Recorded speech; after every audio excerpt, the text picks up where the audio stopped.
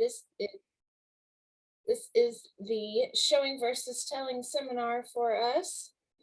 So let's go ahead and get into it. I know some of you have heard me talk about it before with showing stuff rather than telling stuff, but we're going to get into the more details of it on how you can identify it yourself and how you can fix it.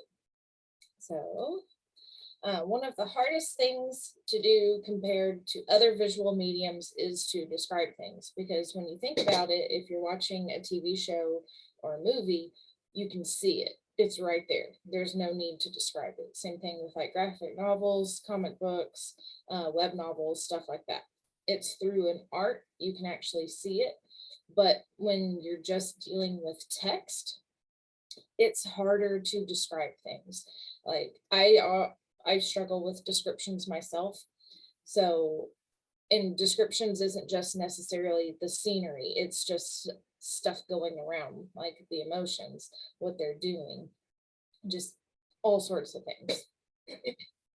And then, like I said, with some routes being like movies, TV shows, anything artistic, or an actual visual medium, they are easier than others. But in taking the easier description, like just stating something, readers can be left feeling like they didn't get the full picture or experience that you're trying to give them.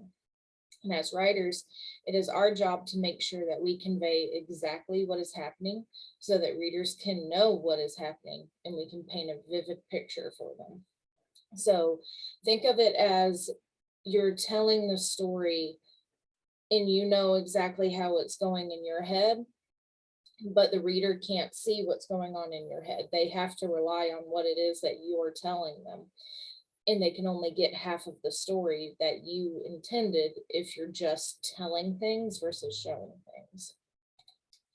So telling, it does have its place in literature, but oftentimes we as writers do more telling than we do showing. There are some telltale signs of when we're doing it, and it's with a few words. So I have said this all the time. Words like feel, felt, seem, seemed, appear, appeared are surefire ways to know that you are telling rather than showing. And there are other ways where telling is used when showing could work better. So some examples of that are he felt cold. The table appeared to be empty. She seemed angry. So things with he felt cold. Okay, yeah, that's fine. You can describe it in a completely different way. The table appeared to be empty. Okay, well, that's a bit ambiguous. Is it empty or is it not? I don't know, because you said it appeared to be empty.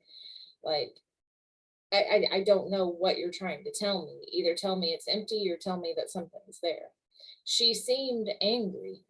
Okay, well, show us how she seemed angry, because I don't know how she seemed angry. Anger presents itself differently in different people, same with pretty much any other emotion. So just show us that rather than telling us that. A couple other examples are a loud man. There's not really anything wrong with that. There's another way you could describe that.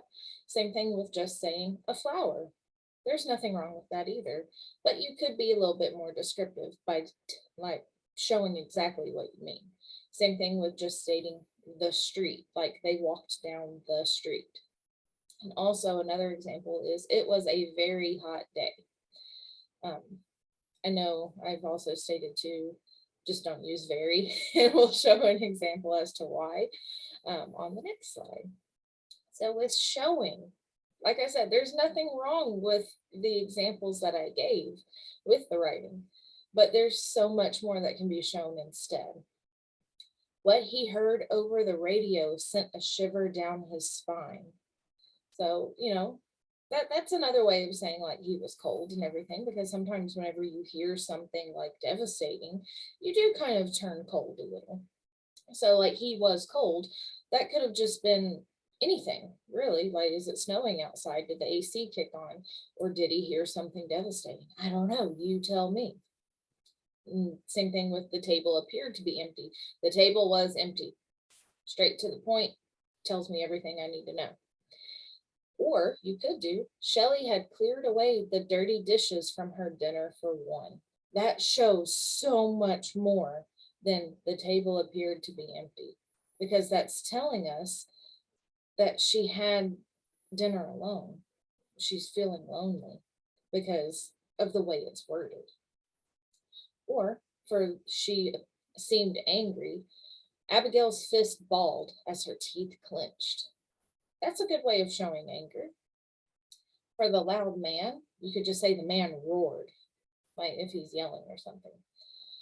For a flower, state what it is: a rose, daffodil, daisy, etc. Just pick a flower, and we can get a better visual of what it is that you mean by stating exactly what the flower is. Or like the street, they walked down the street. They walked down Main Street. They walked down Broadway. They walked down Fifth Street. Just giving it a name helps with a place and showing that it is a world and whatnot. By just saying that everything is more organic and whatnot. So with it was a very hot day, you could instead say it was sweltering. That's much stronger of a word to describe a hot day, a very hot day. It was sweltering. Or a more descriptive way of saying that could be flowers wilted and dogs panted in the shade. That paints a way more vivid picture for your readers than just saying it was a very hot day. So it's all about the description. It's all about showing exactly what it is that you have in your mind so that your readers can see what you have in your mind. All right, and then with showing versus telling, if you can expand upon something, be it more descriptive with a piece, it wouldn't hurt to expand upon it and see what you can come up with. Because the worst case scenario, you need to condense it down a little. Like that's pretty much it. That's the worst case scenario with if you expand on anything in your story. It's just got to condense it down. And that's perfectly fine. I mean, how many drafts do we go through when we're writing something? Probably 5 or more. So it's all a part of the editing process. Just get it all down, see where you can expand, see where you can cut out, and then go from there. But in describing exactly what is happening, showing readers something happening rather than telling that it had happened or could happen, it leads to a better reading experience on the reader's end. I know I've said I don't care for descriptions, and what I mean by that is I don't care for a page or more detail of what a building looked like. I'm just like, no, just get me to the story. I'm more character driven, but other people aren't. Other people want to see all that description. They want to see you showing all of these things rather than telling people things. And we've got a few more examples on how you can identify that too. So like one example that I thought of was he could seduce the pants off anyone. Okay, great. Show us that in action. Show us the guy trying to seduce the pants off of someone. Yeah, it's going to be quite lengthy with dialogue and everything, but that would lead for a more, like a better reading experience than just telling me he could seduce the pants off anyone. I'm like, okay, great. And why'd you mention it? If you're not going to show me that? Because like I said, I'm character driven. I love reading character interactions. So I'm going to want to see that situation rather than you just telling me that. Another one, it was obvious she hadn't showered. Okay, well, how is it obvious? I don't know. Is her hair ratty? Is it greasy? Could you smell something? I don't know. You tell me. Or another option, Trent looked forlorn. Okay, what exactly does that look like? I don't know. Because like I said, emotion shows itself differently in different people. So you tell me exactly how he looked forlorn, and I can build a better picture in my head because I can see it clearly, versus if you just tell me, oh, he was sad. Okay, well, like, is he crying? Is he frowning? Some people, when they're sad, actually get a little bit mad. or, they throw a tantrum or whatever. It could be a kid.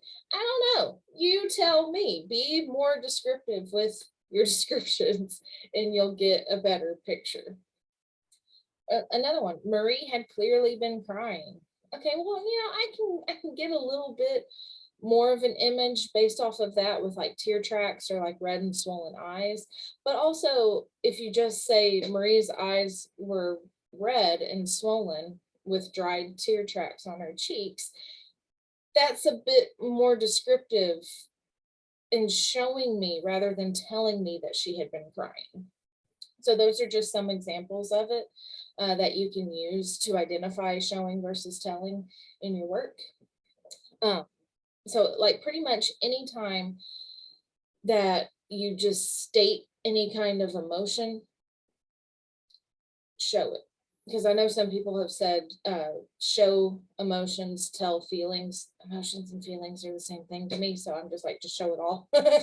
So, or if it's some kind of action, show it rather than just telling me that it could be a thing. Because anything could be a thing. I don't know. But if you want something specific, if you're mentioning something specific, there's got to be a reason why you're mentioning it. So show us that. And honestly, that's pretty much it. That's all I got. So that was a super quick seminar. So pretty much now you can go show the world what you can do with some descriptive words or actions. Now that you can identify showing versus telling with some choice words. So does anyone have any questions?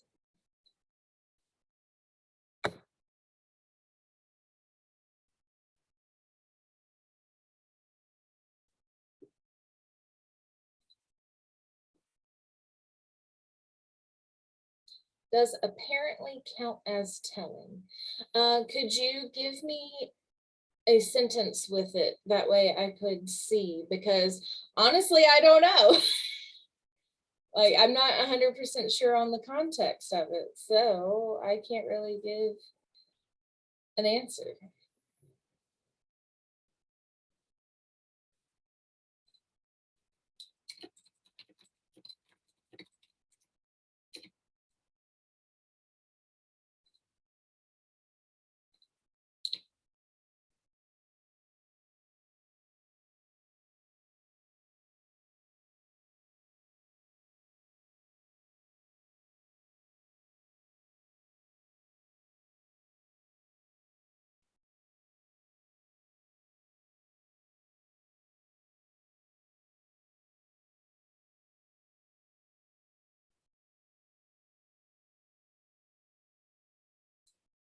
You think the housekeeper tipped off the man of the house. Marie's apparently been thinking the same thing as me.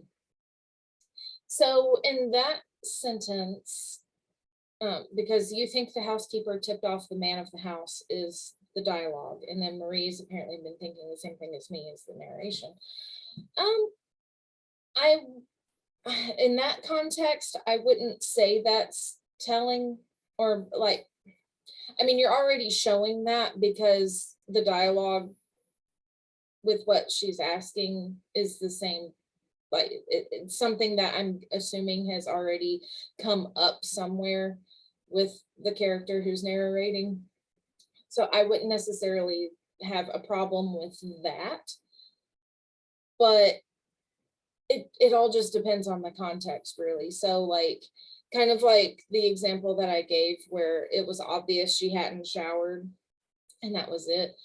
It was apparent she hadn't read the assignment or something.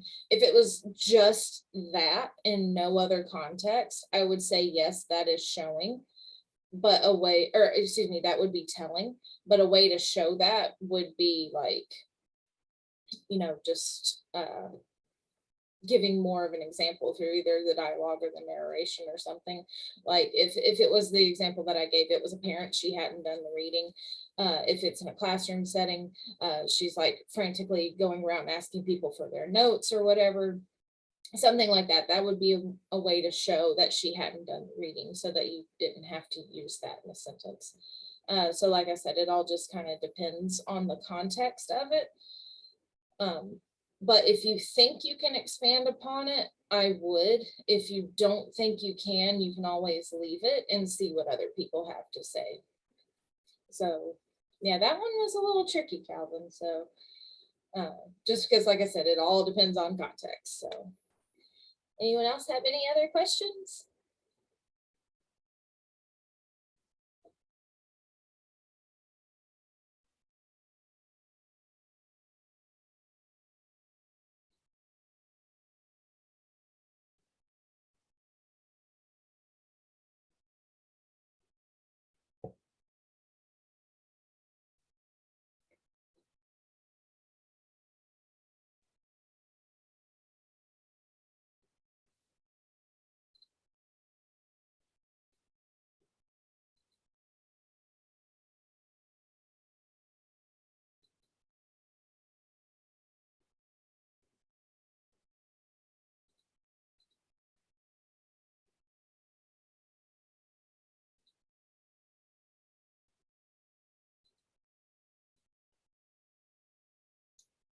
Do you believe in showing everything, or do you believe in a good balance? From what I've seen so far, balance is key, but thought it was worth asking.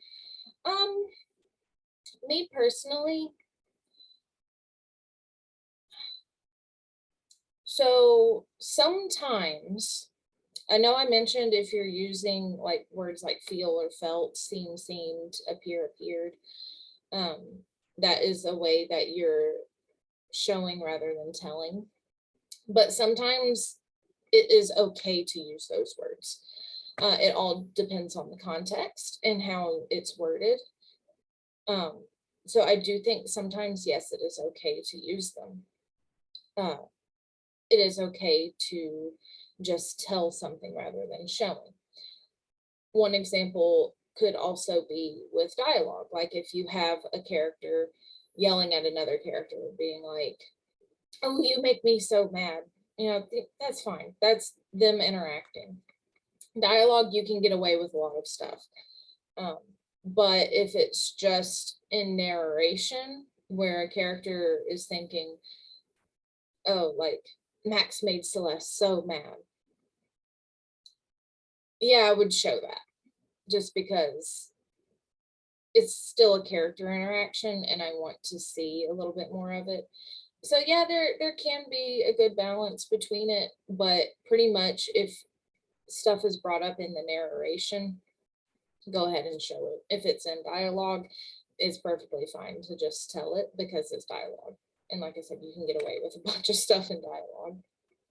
So, because I think one example from my critique group last night, one of the guys who writes fantasy, that his character took a girl's hand. I don't know what type of creature she was exactly, but in the narration, it mentioned that he felt a tingle coming from her, like from her hand into his hand.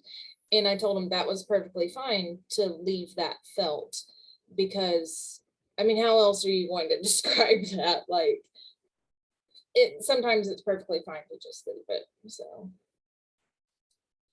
all right. Any other questions?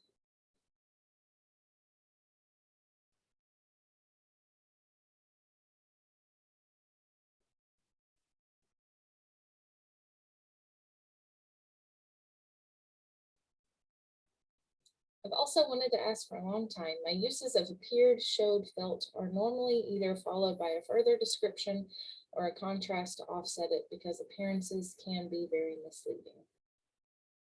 Okay.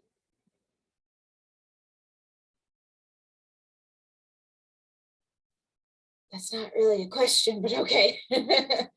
um, I mean, I would need to see an example of it to fully know. See, that's an example of showing versus telling. You're just telling me something and I don't know because I'm not 100% sure what it is you're trying to convey. So you got to show me and then I can tell you.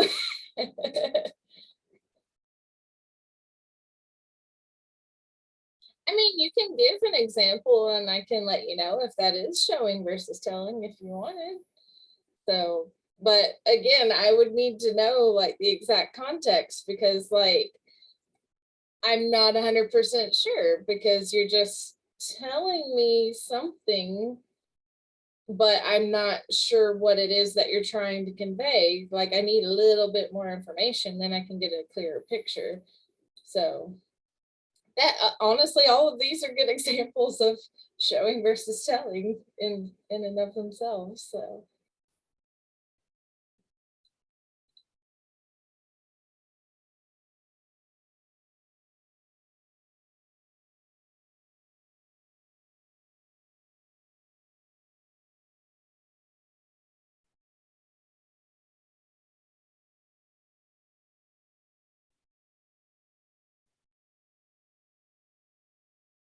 the table appeared empty, but the minute I tried to set my elbows down, I hit something. Um, in a way, that one's kind of hard because my immediate thought is, how did they not see what was there? Like, was there something possibly blocking their view? Is the character visually impaired in some way? Um, like they can't see without their glasses, like they're almost blind, something like that. Um, so I'm 100% not sure on that, just because like with that situation, I'm kind of like, I'm sitting there thinking, how did they not see it? How did they not notice it? Were they just not paying attention? But you're stating that the character thought that the table was empty, which means they were paying attention, but they weren't paying attention because there was something there. So it's kind of conflicting information still. So I would kind of be careful about that because that's going to make me as a reader confused with everything that I just mentioned. So it's like, okay, why was the table empty, but there's still something there? I don't know. So I would just be more clear and concise with that description. And it could just be, I thought the table had been cleared, but my elbow landed in a plate of water or something. I don't know. But again, like I'm still iffy on that because it's like, why did you think the table was empty? But then you sit at the one spot where there's not anything empty. So I don't know why you'd think it would be empty. So yeah, that one example is just hard. I would completely just avoid, I thought the table was empty, and just find another way to describe it. Um, and it could just be I wasn't paying attention and thought everything had been cleared away or something. I honestly, that one's a little tricky. So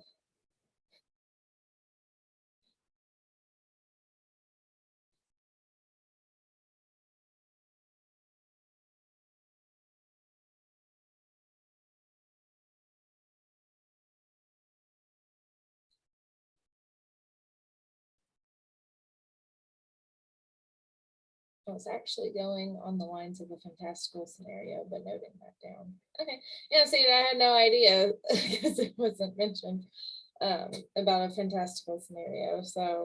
Um, so yeah, it would just all depend on the context because also too, like, um, looking at stuff with a reading standpoint or a writing standpoint is different from looking at stuff as a reading standpoint, because when you're looking at it as a writer, it makes sense in your head because you're thinking about it, you're getting it to paper or whatever.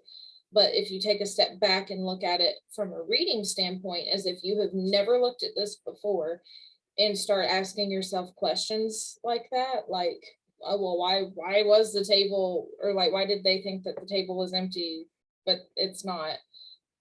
That can also help you with identifying problem areas and finding ways to fix them so that you can convey everything properly too. So yeah. writing is hard work. Especially whenever you gotta take a step back and look at it from a different standpoint. So, all right. Anyone else got any other questions?